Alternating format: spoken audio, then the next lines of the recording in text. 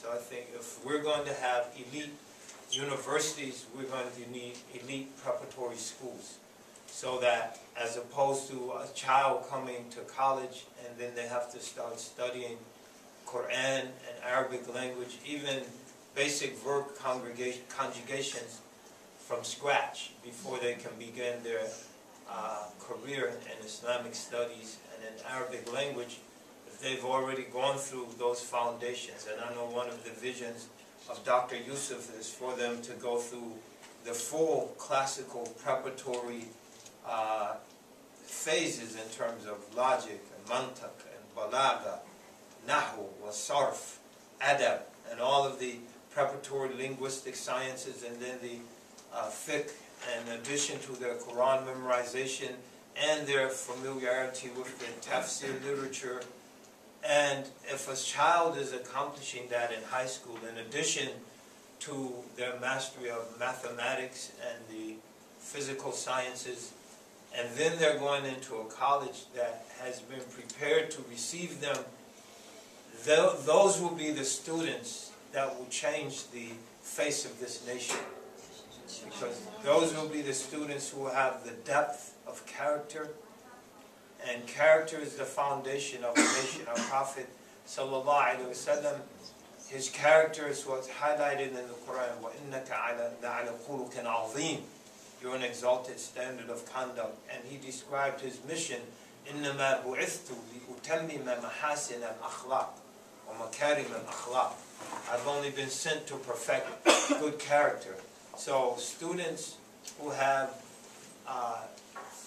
good character, and students whose minds and whose hearts have been expanded by the Quran, and students whose minds have been enriched by exposure to the full range of sciences, and whose imaginations have been freed by having a rich wealth of material that they've memorized, in addition to the understanding they get from the sciences that they've mastered.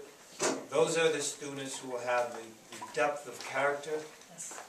And as we mentioned, that's the foundation of the human being.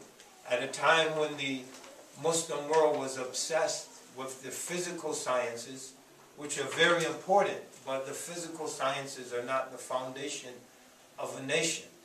And were neglecting their moral teaching and their ethical teachings and their religious teaching. At the height of that movement in the Muslim world, the great Egyptian poet Ahmed Shawqi, he mentioned, إِنَّمَا الْعُمَمُ الْأَخْلَاقُ مَا بَقِيَتْ وَإِنْهُمُ ذَهَبَتْ أَخْلَاقُهُمْ ذَهَبُوا.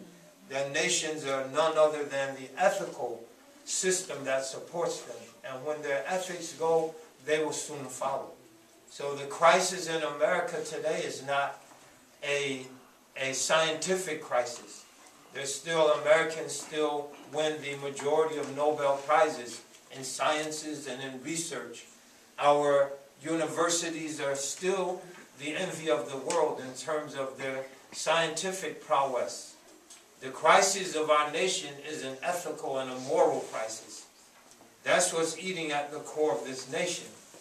And if Muslims can, in addition to their mastery of the various sciences, be a community that's dedicated to moral excellence and that's dedicated to preserving sound ethics in this world, a nation whose akhlaq reflects the exalted standard that our Prophet ﷺ was on. As Ahmed Shawqi mentioned, this will be the salvation of this nation, and this will be the glory of Islam, and to the glory of the Prophet ﷺ, and to the glory of Allah subhanahu wa ta'ala.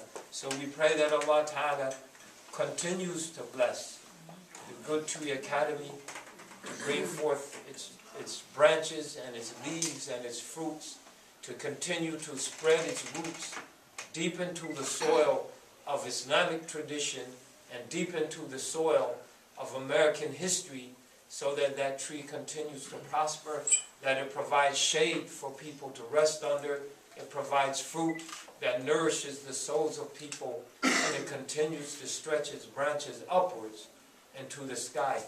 In conclusion, the tree is an incredible metaphor, as the Quran mentions, and that its branches stretch upward. And that fact is so readily perceivable by those who reflect on the tree, that one of the things that Joyce Kilmer, the great poet who was killed in the horrible battles of the First World War from the state of New Jersey, he wrote a poem called Trees. And a lot of people know the last line, poems are made by fools like me, but only God can make a tree. But the first line in the beginning of the poem, Kilmer says, I think that I shall never see a poem as lovely as a tree whose hungry lips are pressed against the earth's sweet flowing breast, a tree that looks at God all day and lifts its leafy arms to pray. So this is echoing. I'm sure Joyce Kilmer never read the Quran, but like the Quranic metaphor, the tree whose branches reach upward towards the heavens, a tree that looks at God all day and lifts its leafy arms to pray. And so this is the Good Tree Academy that will produce students whose view is focused on Allah subhanahu wa ta'ala, and who are devout, but whose roots are firmly established in the earth. So the earth represents the physical reality. That's the sciences, and the sciences of the material world, which they anchor the roots, and then the branches reach towards the heavens. That's the source of the spiritual, the metaphysical world. And the tree brings the two together. And the Muslim brings the two together. And our education system, as the education here, the young man who so beautifully recited the Quran, he won the Quran competition. And all those students who participated in the interscholastic competition with the other private schools, they won in the worldly sciences. And Islam has never meant to separate these two, as Western scholarship has, and as Western philosophy has.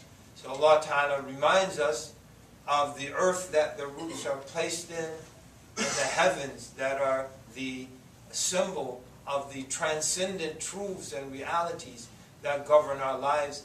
أَلَا لَهُ الْخَلْقُ وَالْأَمْرُ فَتَبَارَكَ اللَّهُ رَبُّ الْعَالَمِينَ. That the khalq, the physical world, emanates from Allah. لَهُ الْخَلْقُ. And the metaphysical world, where the divine commandments originate, emanate from Allah. وَالْأَمْرُ فَتَبَارَكَ اللَّهُ.